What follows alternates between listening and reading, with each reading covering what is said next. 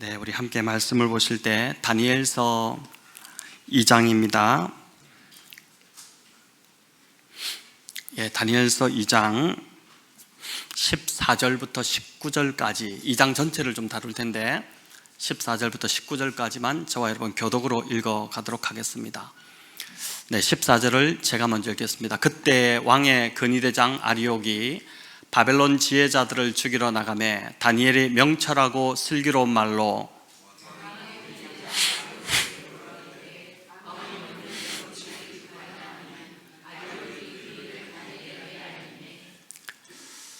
다니엘이 들어가서 왕께 구하기를 시간을 주시면 왕에게 그 해석을 알려드리리다 하니라.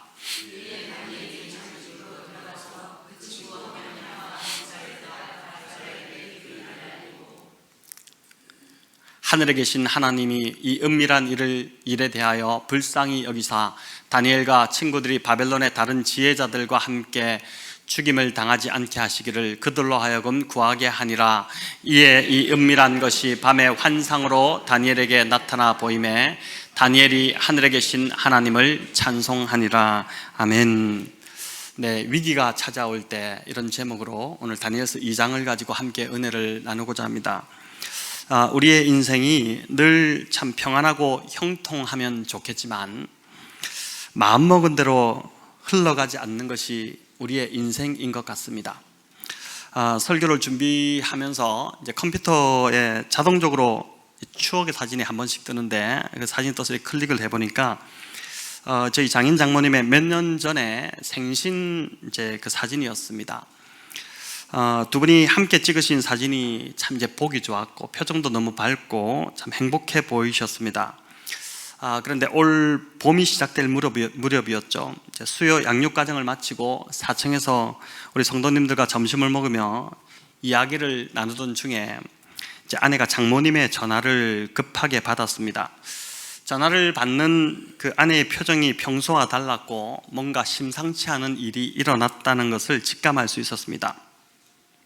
그동안 우리 이제 성도님들이 간절히 기도해 주셔서 상황은 이제 다 아시겠지만은 전립선 암 수술을 받으신 지 3개월도 채 안 되신 상황에 장인께서 이제 교회 수요 시니어 모임을 나가셨다가 모임을 마치고 이제 교회 식당에서 식사를 하시다가 휴지를 가지러 가시는데 그 의자에 걸려서 넘어지시면서 이제 고관절이 부러지셨던 것입니다.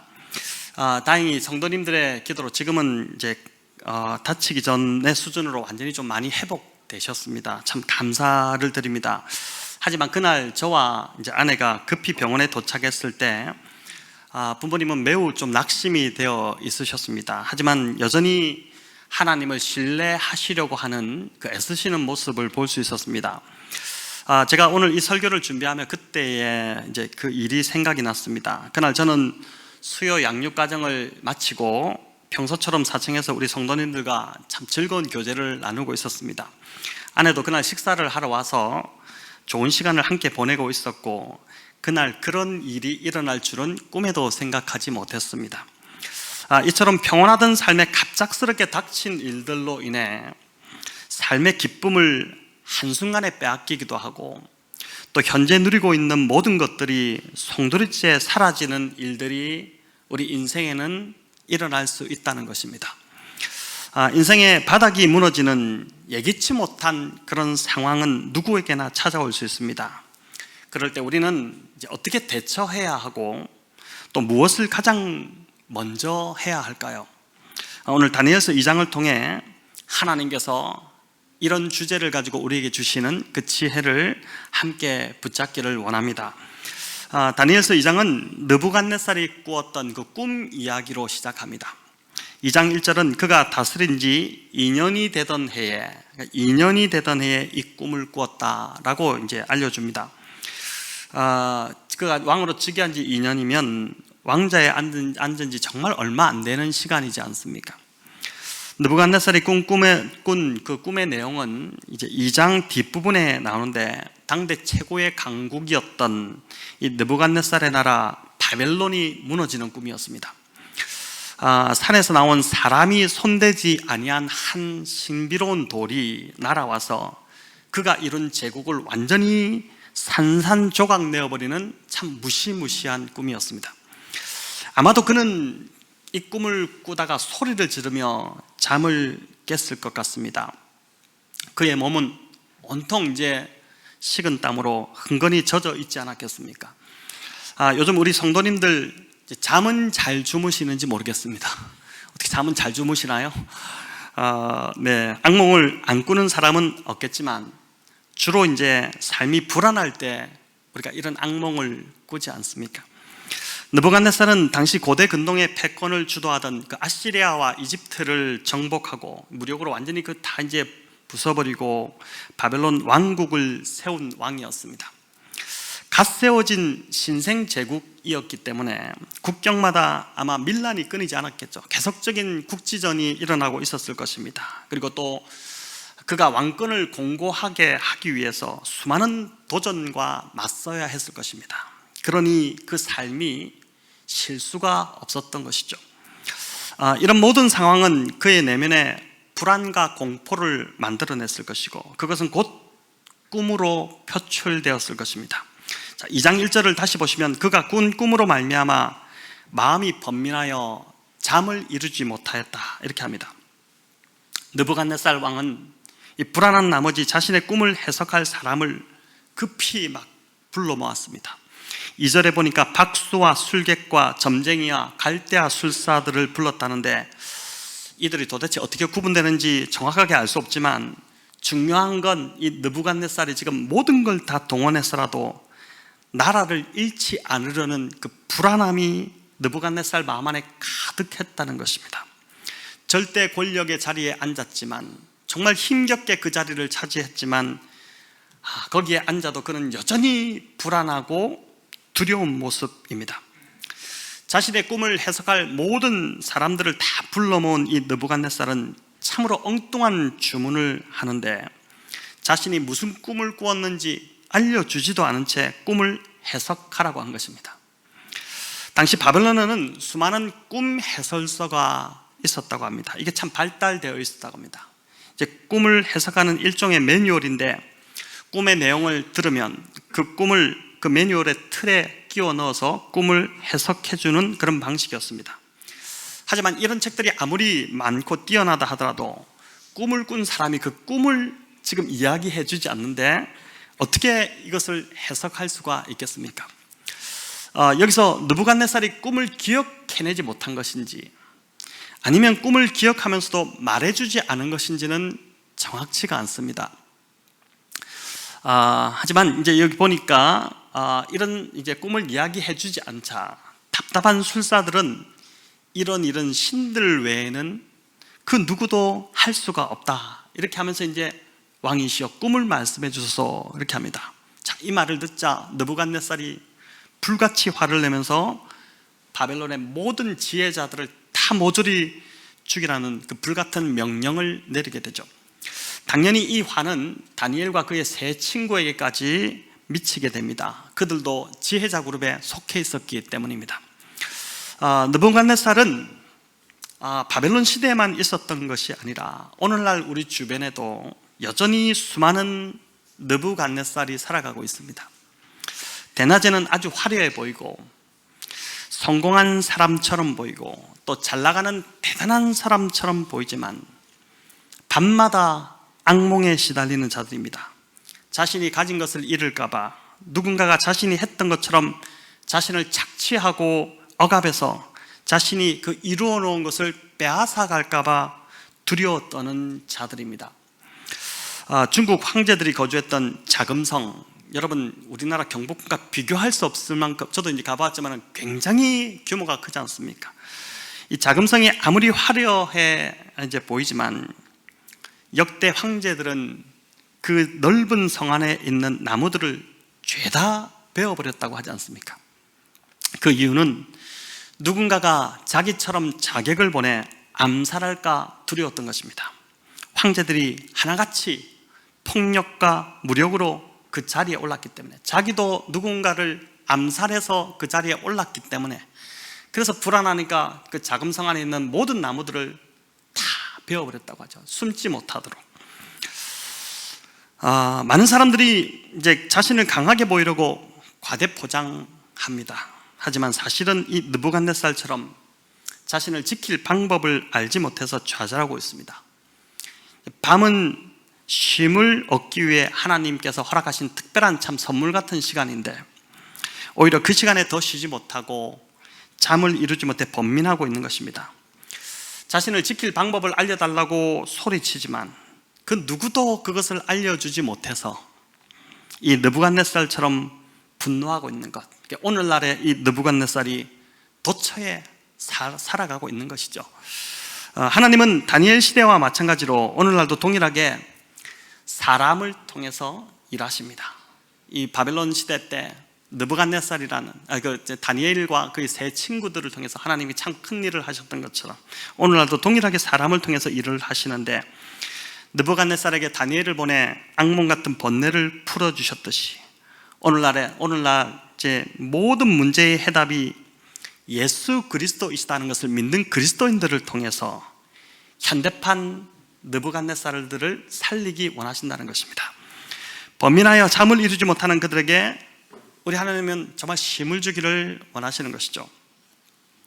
자, 여기서 느부갓네살의 꿈에 나타났던 그 큰 신상을 잠시 언급해야 할 것 같은데 이는 제국의 흥망성쇠를 보여주는 큰 그림이었습니다. 우리 31절부터 33절을 같이 한번 읽도록 하겠습니다. 왕이여, 왕이 크고 광채가 매우 찬란하며 그 모양이 심히 두려우니 그 우상의 머리는 순금이요 가슴과 두 팔은 은이요 배와 넓적다리는 노시요 그 종아리는 쇠요 그 발은 얼마는 쇠요 얼마는 진흙이었나이다. 여러분 이걸 탁 읽으시니까 그림이 그려지시나요? 잘 안 그려지시나요? 이걸 좀 많이 들으셔서 이제는 조금 그림이 그려지실 것 같은데 여러분 큰 신상의 머리가 순금인데 이는 이제 느부갓네살의 바벨론 황금 통치를 말합니다. 그 황금 통치가 끝나고 이제 은혜 시대가 온다 그렇게 하는데 그 은혜 시대는 역사를 볼 때 메데바사 제국이었을 것으로 봅니다. 이어 다시 노처럼 아주 강한 힘을 가진 그리스가 일어나 이 메데바사를 무너뜨리게 되고 마지막에 쇠와 진흙이 섞인 제국이 들어서는데 바로 이 제국이 로마 제국으로 그렇게 봅니다. 43절에 보면 쇠와 진흙이 섞인 것에 대한 그 해석이 나오죠. 근데 다양한 민족이 서로 섞여 사는 한 제국이 들었을 것이다 그렇게 하는데 하지만 화합은 되지 않을 것이다 그렇게 나옵니다. 로마가 그랬지 않습니까? 로마가 얼마나 다양한 제국들이 함께 살았습니까? 그러나 분명한 계층이 나누어져 있던 그런 이제 제국이었죠. 7장과 8장의 이 왕국들의 흥망성쇠가 이제 더 구체적으로 우리가 뒤에 가면 좀 살펴보게 될 것입니다. 자, 이런 제국들의 마지막에 한 나라가 나옵니다.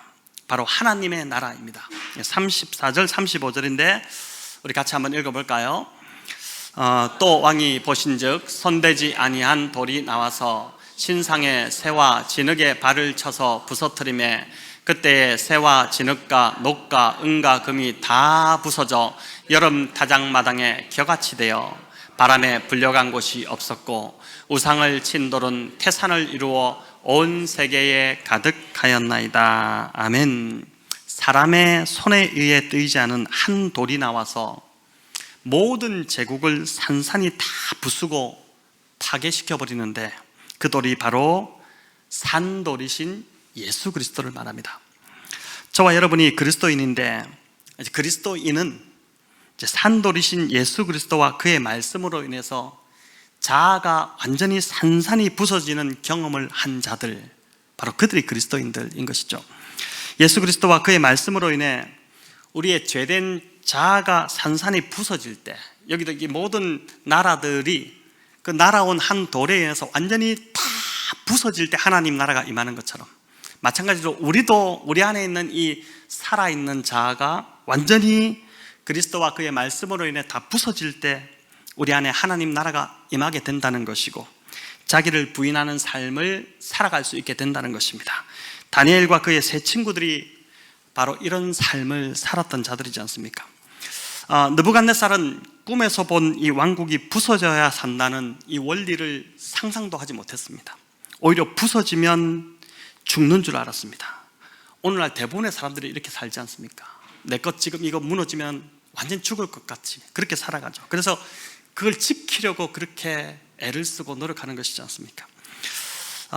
그래서 그는 꿈의 해몽을 듣고도 깨닫지 못해서 어떻게 합니까? 우리가 살펴봤지만 두라 평지에 30m 높이의 금신상을 세우게 됩니다. 꿈에서는 머리만 금이었는데, 이 큰 신상이 꿈에서는 머리만 금이었는데, 현실에서 그가 세운 그 큰 금신상은 온몸이 다 금으로 뒤덮여 있는 그 신상을 세웠습니다. 여러분, 왜 그럴까요? 자기가 세우고 이룬 나라가 이 금처럼 변하지 않고 영원하기를 바랬던 것입니다. 자신의 나라는 절대 망하기를 원치 않았기 때문에 꿈에서 하나님이 분명히 보여주신 것은 머리만 금이었는데 온몸을 금으로 다 둘러싸버리는, 내 나라는 결코 망하지 않는다, 이런 선언을, 그 금신상을 세워놓고 그가 만방의 선언을 해버린 것입니다. 예수님은 하늘의 미랄이 땅에 떨어져 죽어야 열매를 맺는다고 말씀하시지 않았습니까? 느부갓네살은 죽어야 사는 원리를 해몽을 해주었음에도 불구하고 듣고도 깨닫지 못한 것입니다. 우리 역시 자아가 펄펄 살아있어서는 하나님 나라가 우리 안에 임할 수 없다는 것이고, 삶의 열매가 맺힐 수 없다는 것을 잘 붙드시면 좋겠습니다. 산돌이신 예수 그리스도로 인해 우리의 자아가 산산이 부서지는 은혜가 계속해서 저와 여러분 가운데 일어나기를 간절히 바랍니다. 다시 처음으로 돌아가 이제 인생의 위기 앞에서 다니엘이 어떻게 대처했는지를 다시 좀 살펴보겠습니다. 먼저 간단히 요약하면, 다니엘이 이 위기가 찾아왔을 때 그가 대처했던 방법이 세 가지인데, 그 세 가지가 뭐냐면은 기도와 찬양과 선포입니다. 다시 말씀드리면, 다니엘이 위기가 왔을 때 그가 대처했던 세 가지 방법은 기도와 찬양과 또 선포입니다. 첫 번째, 다니엘이 가장 먼저 보인 반응, 기도였습니다. 우리 17절, 18절 같이 읽어보겠습니다. 이에 다니엘이 자기 집으로 돌아가서 그 친구 하나냐와 미사엘과 아사랴에게 그 일을 알리고, 하늘에 계신 하나님이 이 은밀한 일에 대하여 불쌍히 여기사 다니엘과 친구들이 바벨론의 다른 지혜자들과 함께 죽임을 당하지 않게 하시기를 그들로 하여금 구하게 하니라. 아멘. 자, 이제 다니엘이 죽게 되었는데, 사실 다니엘은 이 위기에서 목숨을 건지고자 했다면 건질 수 있는, 자신의 목숨 하나 정도는 건질 수 있었을 것입니다. 1장 20절에서 우리가 보았듯이 그의 지혜와 총명은 바벨론의 온 나라의 박수와 술객보다 10배는 더 뛰어났었습니다. 명석한 두뇌를 가지고 있었고, 또 여기 보니까 환관장이나 또는 이게 근위대장 아리옥 등의 이 사람들을 다루는 것을 볼 때 그가 살 길을 찾고자 했다면 능숙하게 사람들을 대하거든요. 그렇다면 충분히 마음만 먹었다면 충분히 빠져나갈 길을 찾았을 것입니다. 그런데 다니엘은 가장 먼저 집에 돌아가 그의 친구들에게 이 상황을 알리고 함께 기도해 줄 것을 요청합니다. 인생의 위기 앞에서 그는 그 어떤 것보다도 가장 먼저 무릎을 꿇었다는 것입니다. 위기 앞에서 기도하지 않는 성도는 없겠죠. 다들 기도하지 않습니까? 간혹 위기를 맞아도 이제 기도하지 않는 참 둔한 분들이 있기는 합니다. 제가 보니까 그런 것 같아요. 그런데 대부분은 기도를 합니다. 하지만 기도가, 어떤 위기를 맞을 때 기도가 반사적으로 먼저 나오기보다는 스스로의 해결책을 강구하는 일이 반사적으로 먼저 나올 때가 더 많은 것 같습니다. 문제가 터질 때마다 기도의 자리로 먼저 달려가기보다는 도움을 요청할 자에게 일일이 다 전화하고 또 내가 할 수 있는 모든 수단을 다 강구하기 바쁩니다. 우리 안에는 언제나 자력으로 살려는 본성, 그 본성이 있기 때문인 것이죠. 제가 저 자신을 보더라도 그런 것 같습니다. 그래서 보니까 늘 기도가 뒷전입니다. 기도해도 잠시 지나가는 것처럼 기도할 뿐이지 간절히 참 기도로 매달리지 않는 것을 보게 됩니다.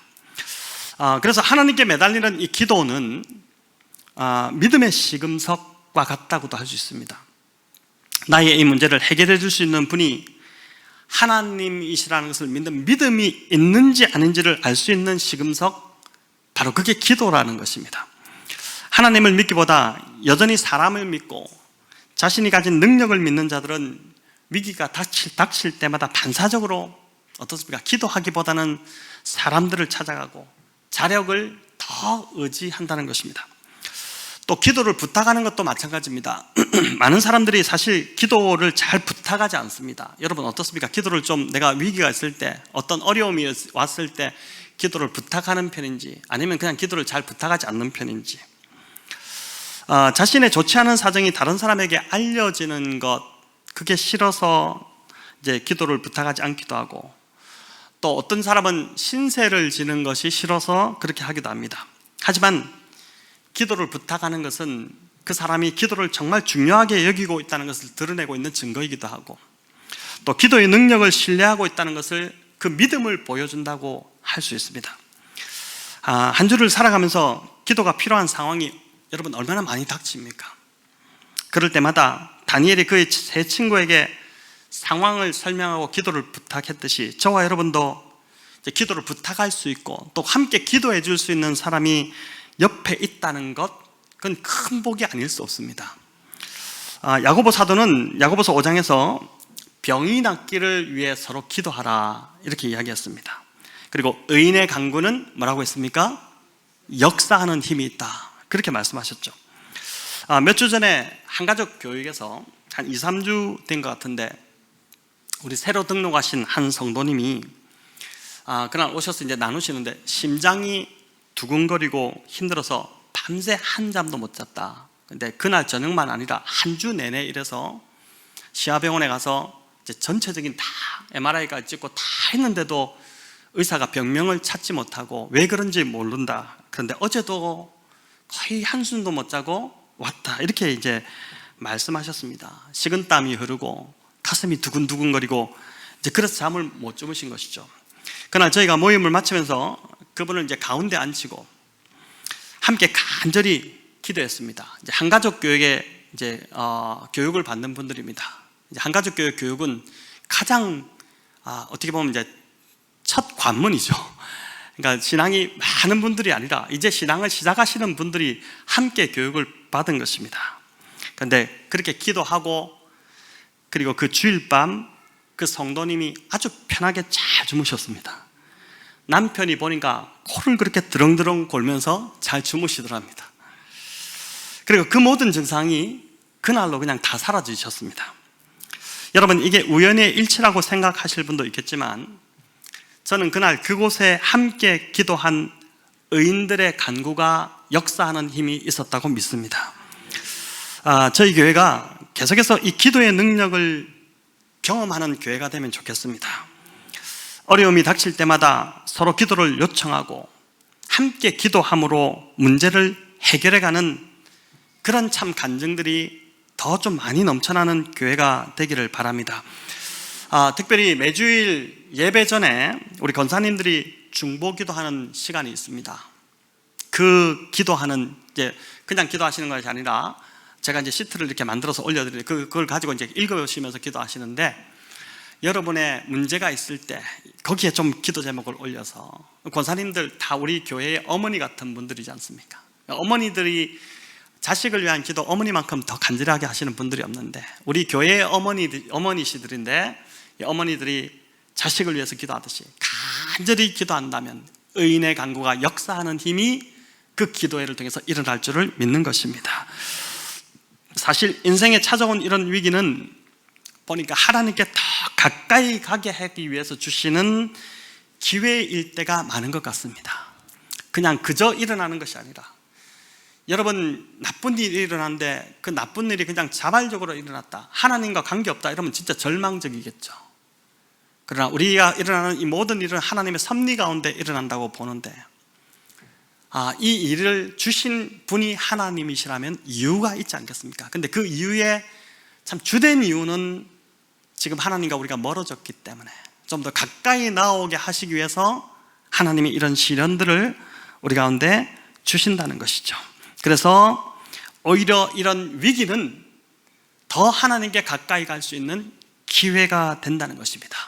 인생의 바닥을 치는 어려움이 없으면 여러분, 대부분의 사람들은 좀처럼 기도의 자리에 나오려고 하지 않을 것입니다. 왜 나오겠습니까? 금요일날 드라마가 뭘 하는지 모르겠지만 얼마나 재밌는 일들이 많고 불타는 금요일이고, 제가 금요일날 올 때마다 느끼는 건데 이 주변에 정말 상황에 장사가 잘 되고 있습니다. 다 먹고 마시고 그 표정들이 얼마나 참 좋아 보이는지. 기도하러 나올 이유가 없는 것이죠.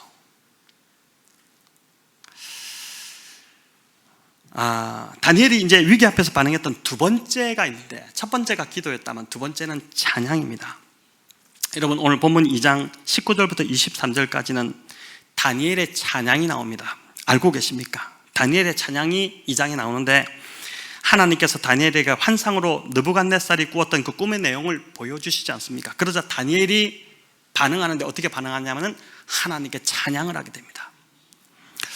여러분, 그런데 가만히 생각해 보면 이 상황은 찬양할 상황이 아닌 것 같습니다. 왜냐하면 하나님이 보여주신 그 꿈의 해석은 결국 느부갓네살이 세운 이 바벨론 왕국이, 이 강국이 무너진다는 그 예언이었기 때문입니다.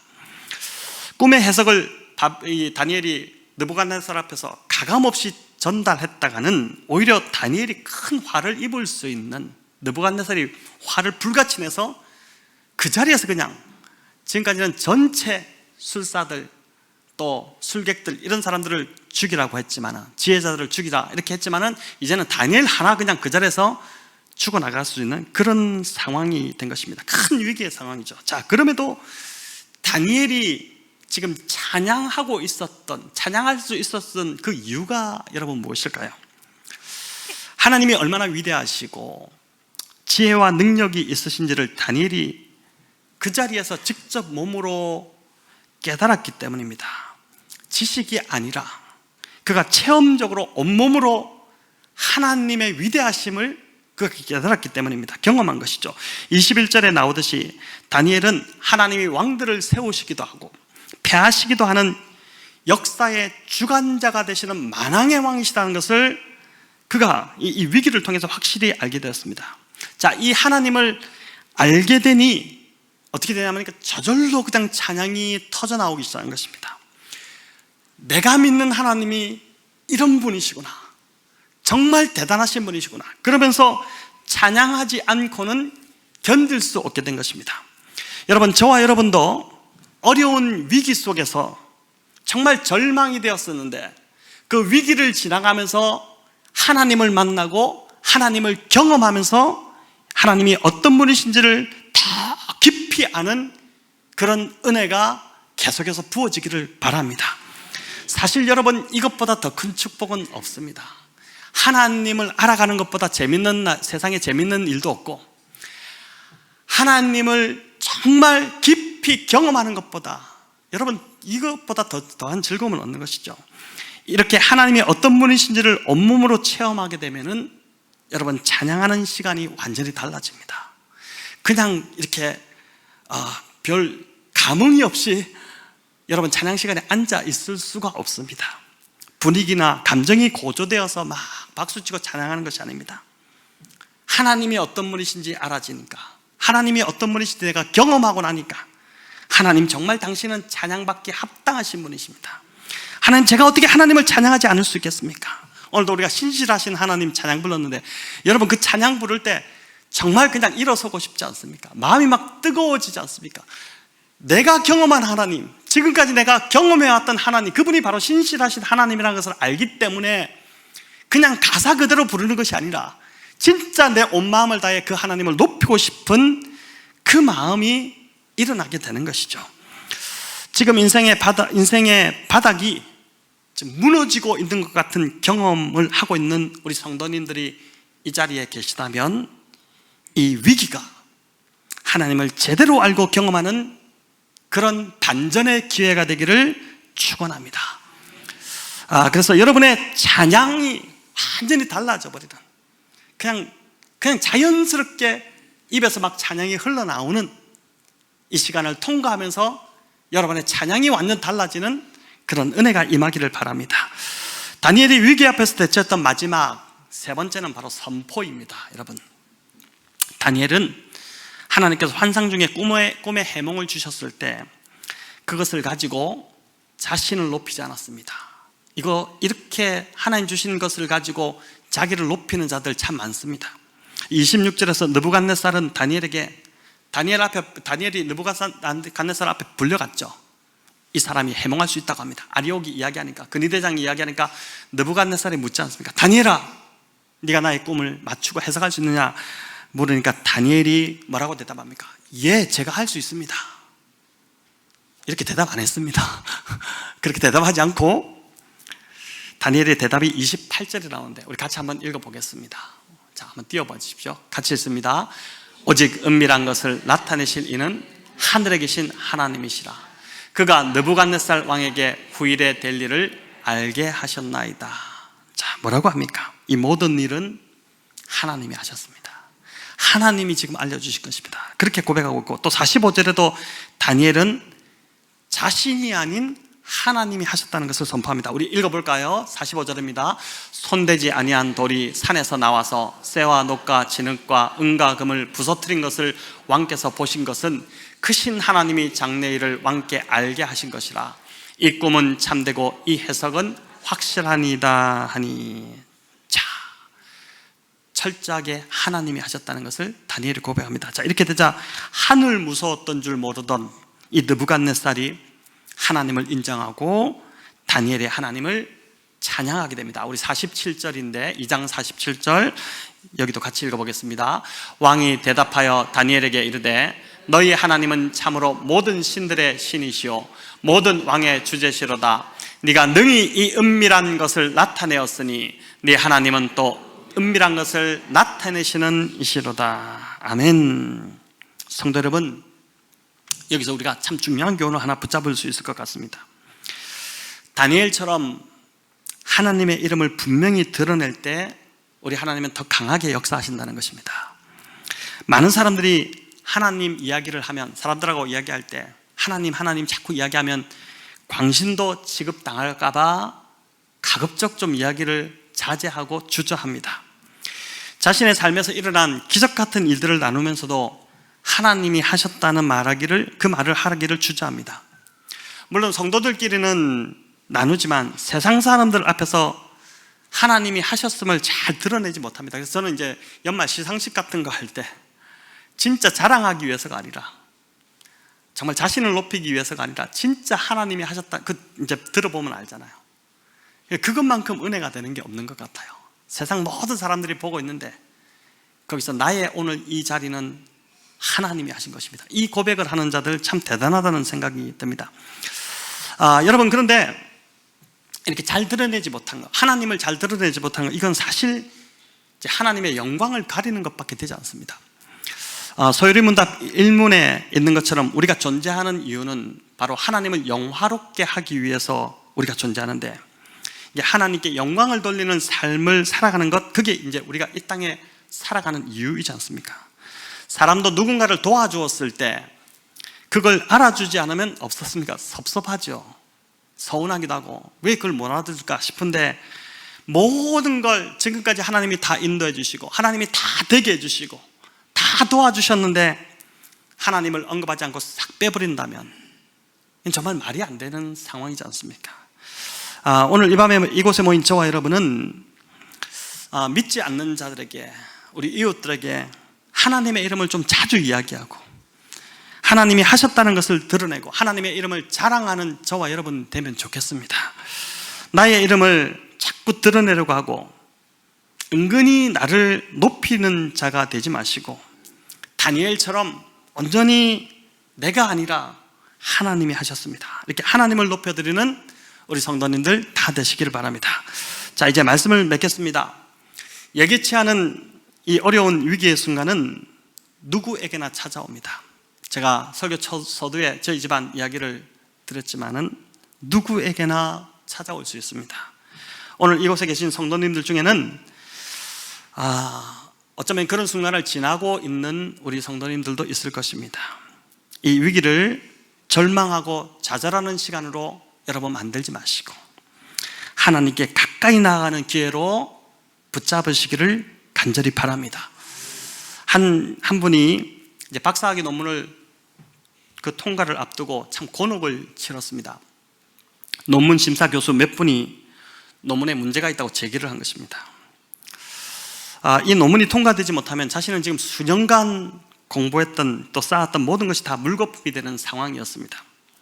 발등에 불이 떨어지자 이분이 자신을 도와줄 수 있는 모든 사람들에게 다 전화를 걸었습니다. 다 찾아가서 만나고 도와달라고 했습니다. 그리고 혼자서 해결책을 찾느라 막 동분서주한 것입니다. 그러다가 갑자기 문득 내가 지금 기도는 전혀 하지 않고 있네, 이걸 이제 깨달은 것입니다. 참, 우리의 모습과 정말 비슷하지 않습니까? 결국 기도를 부탁할 사람들을 찾았고, 이제 자신이 할 것 하고 더 이상 할 것도 없고 방법도 없고, 그래서 이제 기도할 사람을 찾았고 기도를 부탁하고, 또 아내에게도 말하지 않았다가 아내에게도 나누고 기도하기 시작했습니다. 논문 심사가 있는 날 얼마나 긴장이 되겠습니까? 이런 심사 때는 그 전공 분야의 1인자인 교수님이 가장 먼저 질문하는 것 관례인데, 가장 이제 나이가 드신 있는 그 이제 교수님이 먼저 질문하는데, 이분이 이제 이 논문에 문제가 되었던 그 문제를 질문하신 것입니다. 얼마나 떨리겠습니까? 떨면서 겨우 덜덜덜 대답을 했는데, 그 수석 교수님이 다 들으시더니 한마디 딱 하시더랍니다. 그래, 그 생각도 괜찮네, 난 좋아, 이거 괜찮은데? 이렇게 이제 한마디 딱 한 것이죠. 이분이 그 귀를 의심했고, 그 자리에 있던 다른 교수님들도 다 어안이 벙벙한 표정이 되었습니다. 그러나 노 교수의 권위에 도전할 수 없었기 때문에 더 이상 질문하는 교수가 없었고, 논문 심사는 단 10분 만에 모든 것이 통과되었다는 것입니다. 여러분, 이 이야기는 인생의 위기를 맞을 때 우리가 왜 먼저 하나님을 찾아야 하는지를 잘 보여줍니다. 이는 아무것도 안 하고 기도만 해야 한다는 말이 아닙니다. 또 우리의 노력과 실천이 불필요하다는 말도 아닙니다. 그러나 그것 이전에 우리가 먼저 주님을 의지하고 인정하는 것, 그게 우선이라는 것이죠. 주님은 요한복음 15장에서 너희가 나를 떠나서는 뭐라고 했습니까? 아무것도 할 수 없다. 너희가 나를 떠나서는 아무것도 할 수 없다, 이렇게 말씀하셨어요. 여러분, 이 말씀을 곰곰이 되씹어보면 참 중요한 말이구나, 참 맞는 말이다는 생각이 듭니다. 너희가 나를 떠나서는 아무것도 할 수 없다. 근데 우리는 너무나도 주님을 떠나서 많은 일을 합니다. 근데 그 한 모든 일들이 열매가 되지 않는다는 것이죠. 결국 우리 인생의 열매 맺는 인생이 되는 것은 우리가 주님 안에 거하고 말씀 안에 거할 때, 주님을 의지하고 주님을 바라고 주님과 함께하는 삶을 살 때, 주님 안에 거할 때, 그때 우리의 인생이 열매 맺기 시작한다는 것입니다. 여러분, 이 사실을 좀 잘 기억하시고, 오늘 이 밤에 이제 이런저런 위기 상황 가운데 나오신 우리 성도님들 계실 텐데, 이 위기 앞에서 정말 우리에게 힘주시고 도우시는 우리 하나님께, 우리가 아까 찬양으로도 고백했지만 우리 하나님 정말 신실하신 분이시니까 그 하나님을 의지하시고, 오늘 이 밤 여러분의 그 마음을 좀 간절히 기도로 토해놓고 부르짖으시기를 우리 주님의 이름으로 축원합니다.